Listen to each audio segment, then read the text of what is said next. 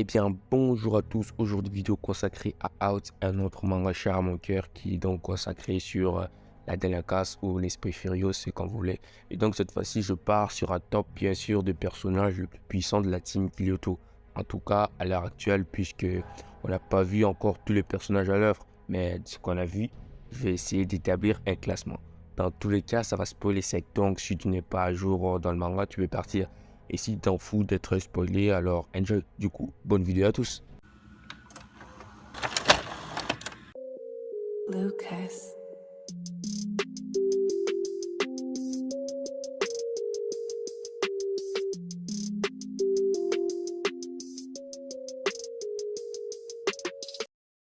Et oui, c'est difficile de mettre quelqu'un d'autre. D'ailleurs, c'est quasiment impossible, sinon on passe pour un commentaire. Tu mettre quelqu'un d'autre que Tanza Tsushi en première position, qui est donc le chef du Kyoto, qui est souvent appelé Ashan. Je sais pas pourquoi, mais bon, on va dire ça comme ça. Le fait est qu'il n'a jamais perdu, jamais un seul combat jusqu'à maintenant. On l'a bien vu exploser tout un groupe de personnes avec une extrême facilité, et ça rend dit long sur les capacités du bonhomme. Shimura, avec sa force surdéveloppée, n'a rien pu faire, pas plus que son frère Kenzo, compte parmi le pire d'entre tous. Aucun de ces monstres n'a finalement réussi à faire quoi que ce soit contre lui. C'est encore pire maintenant avec ce côté sombre qu'il a envahi en vue du combat à venir contre la team Turkina, enfin la 6ème génération de Kyoto. Finalement, c'est un peu comme le Mighty des Out, hein. Il est généralement dans cette coup pour vaincre ses adversaires. On notera aussi son intelligence supérieure à la moyenne, hein, qui lui octroie l'effet d'être craint et respecté, hein, non seulement par sa force, mais aussi par son intelligence, qui arrive toujours à motiver ses troupes dans le moment le plus bas. On l'a bien vu avant son combat contre la 6ème génération du Kyoto, hein. Il les a quand même motivés, et ça en dit long sur la capacité du personnage. Donc, en somme, on va dire c'est un excellent leader qui ferait bien de l'ombre à Mikey. Ouais, parce qu'on n'a pas vu grand chose, mais on sait que c'est le leader du Kyoto, donc on attend beaucoup de choses, hein. Mais je pense qu'on va pas être déçu parce que ce perso, franchement, moi, je dis, il va avoir du lourd pour la suite.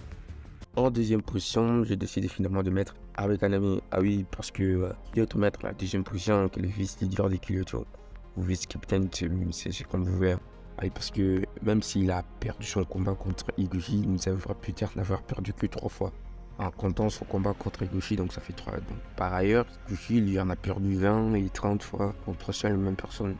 Tout cela nous montre que notre homme était quand même quelqu'un de très chaud et que c'était quand même un sacré numéro à ne pas négliger dans la team. En dehors de ça, il a complètement vaincu Koji, qui nous a pourtant montré à quel point il était fou dans sa tête, hein, parce que le type, il a quand même attaqué quelqu'un avec un scooter. Donc on est en droit de se demander s'il est vraiment clean dans sa tête. Donc évidemment, notre homme l'a vaincu, hein. Il a vaincu, je sais pas à quoi vous attendez, parce que s'il n'arrive pas à le vaincre, on va se demander si les autres adversaires arrivent à le vaincre. Donc tout ça pour vous dire comment notre homme est fort. Alors pour moi, le seul point noir de ces personnages, c'est sa gentillesse et sa naïveté qui lui ont causé bon nombre d'ennuis. Même son capitaine lui fait remarquer, mais bon, il est assez apprécié au sein de la team, justement pour ça. Donc ça, on va dire que ça passe un peu, hein. On devrait dire que ça passe un peu. En troisième position, j'ai décidé finalement de mettre Nagashima Kiriko. Déjà, évidemment, j'aurais pas pu mettre quelqu'un d'autre à cette place, hein, parce que j'ai hésité, je veux le mettre en deuxième position parce que je pense qu'il est un peu plus fort que Kaname, mais il faut pas abuser, voilà. C'est un peu le vice-leader, donc lui, je le mets en troisième position parce qu'il est très fort. C'est parce que c'est aussi le maître en retiré du kendo, hein. Un art martial japonais pratiqué avec un sabre à bambou et un bokken pour le plus connaisseur, a rendu terriblement dangereux au maître celui-ci. En effet, notre homme a pu vaincre et massacrer pour médier en plus personne à l'échelle et tenir tête à Furin, le chef de l'unité commando du Turakin, la 6ème génération, je précise bien parce que là il y a la 7ème et la 6ème. Donc tenir tête à Furin, c'est déjà un très grand honneur, on va dire, c'est déjà un très grand point sur lui. Donc ça en dit long sur les capacités du bonhomme. Et surtout, même si on l'a pas vu se battre contre énormément de monde, il a quand même pu foutre un gros coup de pression à Higuchi. Higuchi qui n'est pas rien quand même, on va dire. Il a d'ailleurs été capable de bloquer pas mal de coups de poing de sa part. Et ça, c'est assez rare, faut vraiment le mettre en évidence. Et ce qu'on peut dire aussi, c'est qu'il a des aptitudes au combat, c'est un peu une capacité spéciale du personnage qui lui permet de s'amuser de son adversaire en étant le plus optimal possible. En gros, c'est un sadique totalement.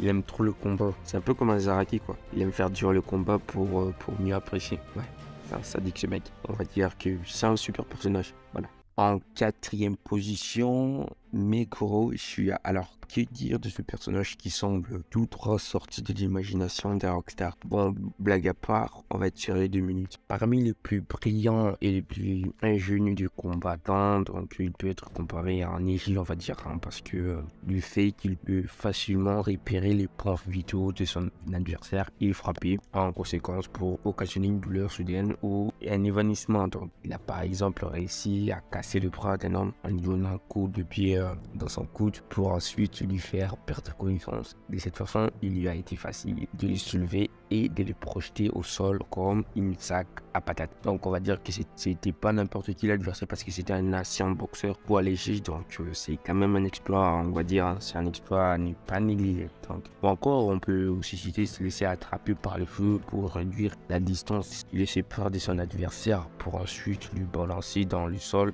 verticalement. De cette façon, l'impact reste brutal et sans équivoque. Il a aussi réussi à tuer un homme avec l'aide du Taguchi, certes. Donc on va dire son fort timing et son capacité, rien de ça aura été possible. Donc c'est là étant, il reste un numéro. Il lui arrive donc d'être fatigué et ne plus être aussi efficace qu'avant. Donc quand ça arrive, il opte pour une technique tout aussi efficace, la ruse. Voilà, il va utiliser la ruse pour vaincre son adversaire. Donc après ça, on a la confirmation qu'il peut battre Shikamaru.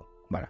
En 5e position, j'ai décidé de mettre Masao Taguchi, qui est le capitaine de l'unité commando. Donc, Meguro, c'est un peu particulier parce qu'il nous est présenté comme quelqu'un qui ne respecte pas les règles. Pour faire simple, une véritable ordure. On le voit bien exploser la bouche de l'un de ses hommes juste parce qu'il vantait les capacités d'Iguchi.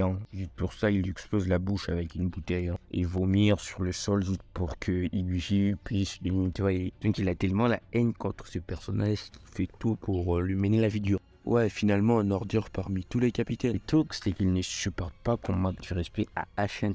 Donc, tout ce qu'il fait, c'est au nom de HN, ou Tanzo pour ceux qui ne suivent pas, pour le bien de la team. Tiens, ça me rappelle légèrement quelqu'un. Un autre personnage, une intuition peut-être. Non, je sais pas. Mais le truc, c'est qu'il est fort, c'est qu'il a été capable de faire toute sa team et arracher les temps d'une personne avec une extrême facilité. Je veux vraiment mal pour le gars qui a dû subir ça. Il affrontera par ailleurs Iguchi et le mettra à mal. Même Iguchi vantera sa force et sa résistance à la douleur qui est parmi l'un des meilleurs, on va dire parmi les meilleurs de la team. Donc c'est qui est assez paradoxal en un sens parce qu'il est le chef de l'unité commando. Nous on sait que c'est une unité où la conviction et l'esprit d'équipe est privilégié. Mais lui, il n'en a rien à faire. En essence, c'est un peu l'opposé de cette dévisant de l'unité commando. Donc en fait on va dire que c'était fait exprès. Voilà, on va dire que c'était fait exprès parce que Peter il va changer de tout allant même à se sacrifier pour donner l'avantage à sa team. Il prouve ainsi qu'il n'est pas qu'un ordure, qu'il mérite tout aussi d'éloges qui s'y perd. Et ça c'est le truc le plus badass qu'il a pu faire jusqu'à maintenant. Et ça c'est largement mérité. Voilà. Donc voilà ces classements, j'espère que ça vous a plu. J'en ferai certainement d'autres sur la 6e génération des pilotes parce que j'ai envie de parler d'eux et de certains personnages qui m'ont marqué jusqu'à maintenant. Donc si vous avez kiffé la vidéo et si vous voulez d'autres vidéos similaires dans le futur, n'hésitez pas à faire savoir. N'hésitez pas aussi à mettre un pouce bleu, à commenter. Moi je vous dis à la prochaine pour une prochaine vidéo et donc naturellement à plus.